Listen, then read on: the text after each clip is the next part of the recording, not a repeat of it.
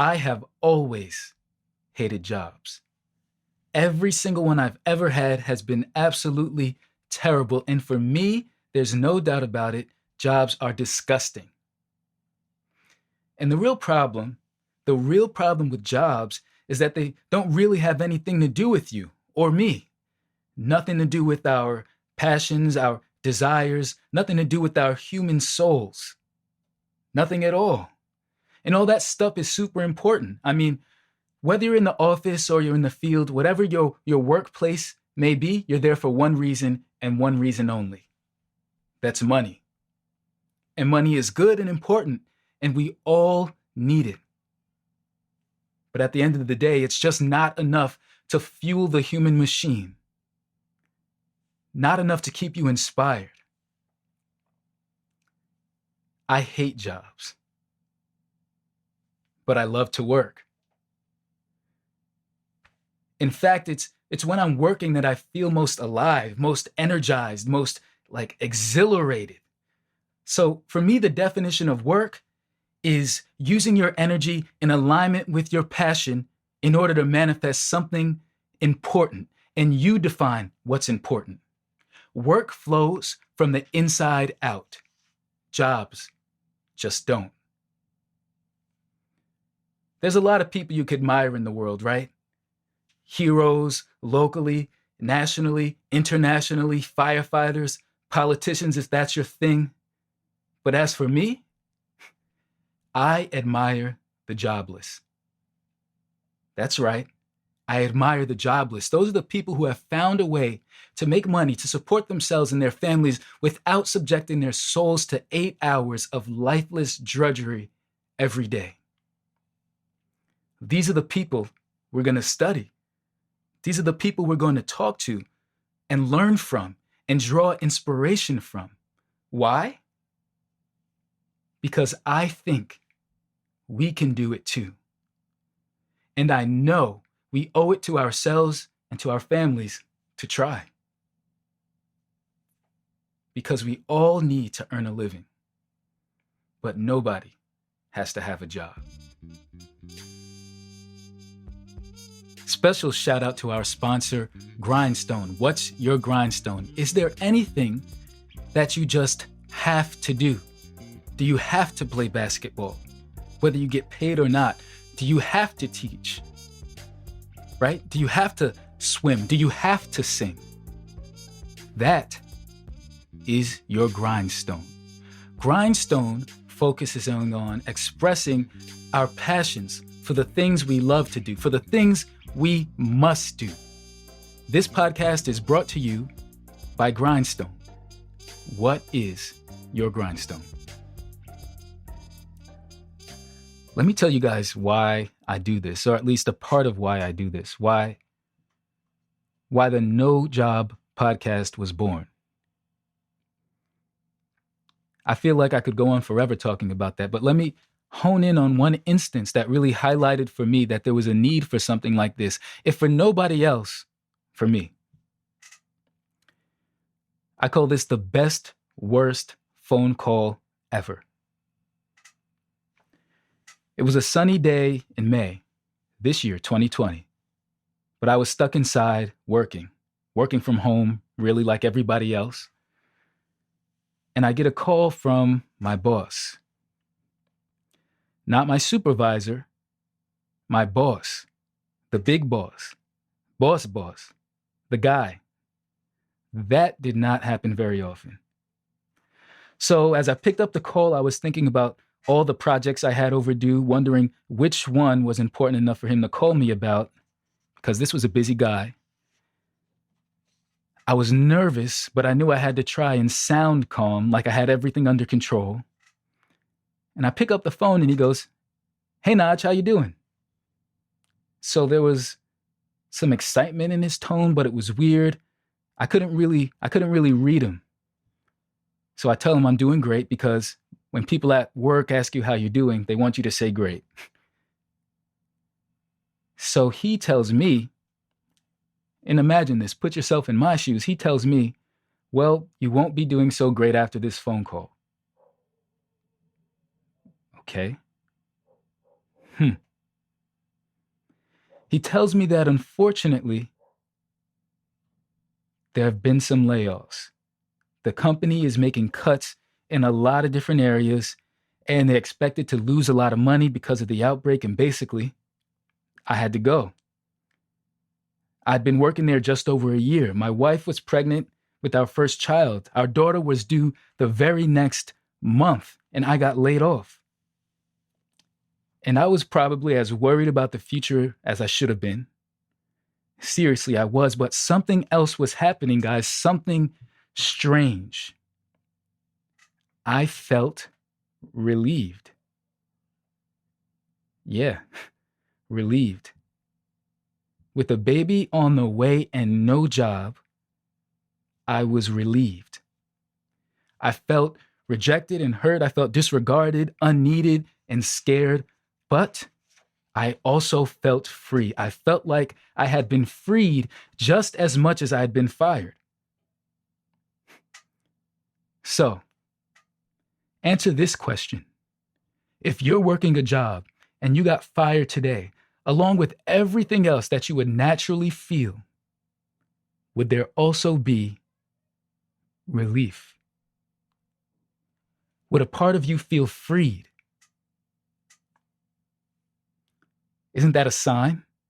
Isn't that a sign that the deepest part of you always wanted more than what that job had to offer?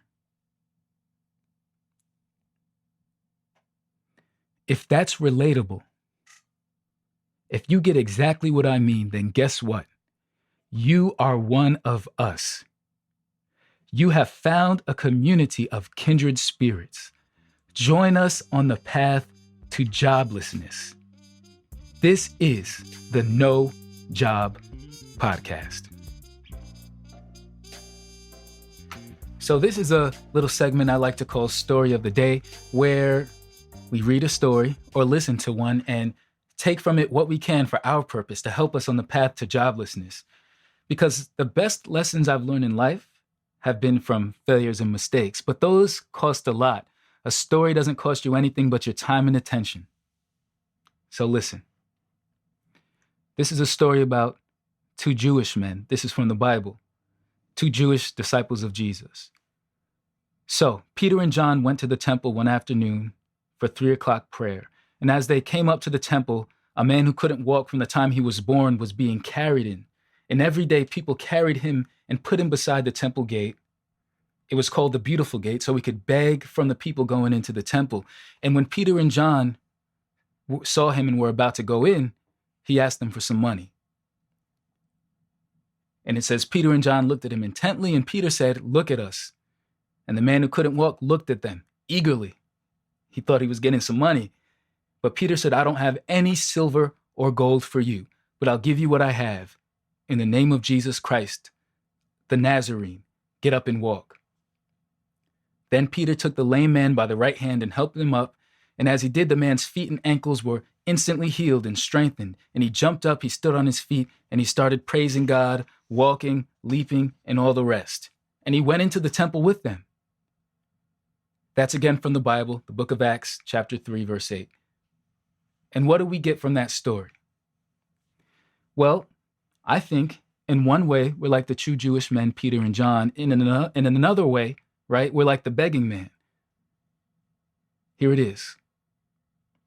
When you know you've got something good, right, you can be confident and proud to offer it to people who aren't even asking for it. Because the guy begging asked Peter and John for money. He didn't ask them to be healed or to walk. He asked them for what he felt he needed. He asked for the same thing he asked for every day, the thing he was fixated on. But Peter was so confident in what he could offer him that he interacted with him anyway. That's bravery and that's faith. And I think this is a really good example for us, because for many of us, not all of us, but for many, the path to not having a job is going to be entrepreneurship. And that usually involves some form of selling a product or a service. And if that's the case, you need the faith and the courage to be able to impose yourself and your services on a world which never asked you for it. You have to sell or find someone who can sell for you. The second thing I learned is that people's idea of what's possible is severely limited. The man begging at the gate was asking for money, but I don't think that's what he always asks for. Do you? The scripture says the man couldn't walk since birth. So don't you think there was a time back when he was 5 or 6 years old, seeing all the other little kids run around, he asked his parents if there was any way that he could walk? Don't you think he asked God if he could walk? But at some point, he stopped asking to walk and became content to beg for money because that's what could get him from one day to the next. Sound familiar? This is us. We stopped dreaming. Stopped thinking about what we're born to do, what we're supposed to do, what we felt led to do, and we only focused on what we needed to subsist from day to day. Money.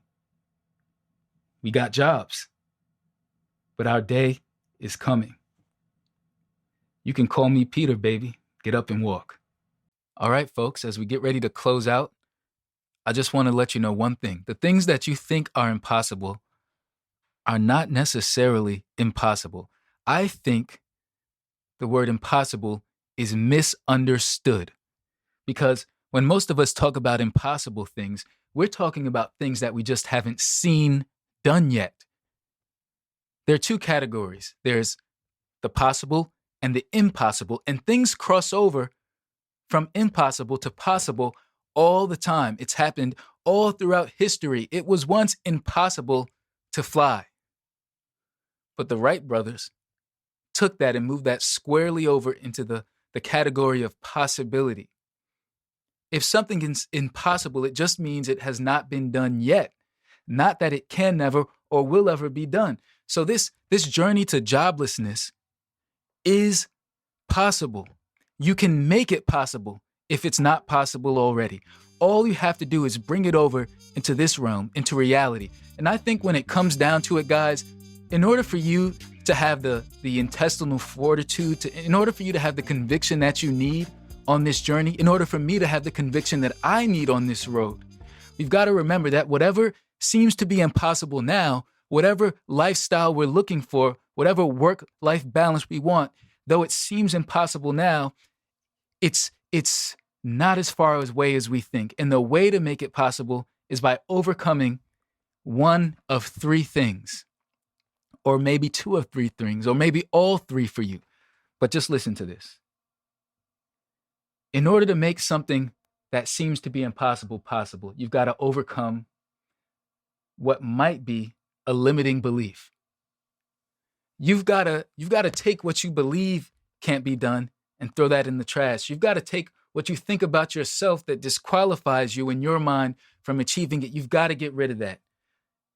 Making the impossible possible might be as simple as getting rid of a limiting belief, because when a limiting belief is truly held, you self-sabotage so that you do not overcome it, so that you don't disprove it. It becomes a self-fulfilling prophecy.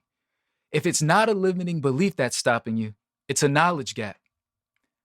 It's impossible for you to do it right now based on what you know at this moment, but get educated. And that doesn't necessarily mean go to school. It probably doesn't mean go to school, honestly, for most of us. It means research. It means talk to people who have done what you are trying to do. Talk to people who have done what you are trying to do. Don't go at it alone. Don't go at it blind. Don't waste time. If you overcome your limiting belief, if you eliminate your limiting belief, and you commit yourself to closing that knowledge gap you have, to closing the gap between the knowledge you have now and what you need to know, the last and third thing that stands between you and making what's impossible possible is an incredible, sustained effort. Because as long as you just want it, it is impossible. As long as you're relying on pixie and fairy dust, and as long as you just hope it happens, it is impossible. But not until you add an incredible and sustained effort to the knowledge that you've gained from people who've done what you're trying to do, and you've committed yourself to eliminating your limiting beliefs. Not until you do those three things does the impossible become possible for you and for me. So I just want to close out with this: impossible, you've heard, is nothing. I don't think it's nothing. I think impossible is temporary. Thank you so much for joining us here at the No Job Podcast. We're happy to be the ones to lead you on the path to joblessness. You can find us on all social media platforms at the No Job Podcast. No spaces, at the No Job Podcast on all platforms. See you there.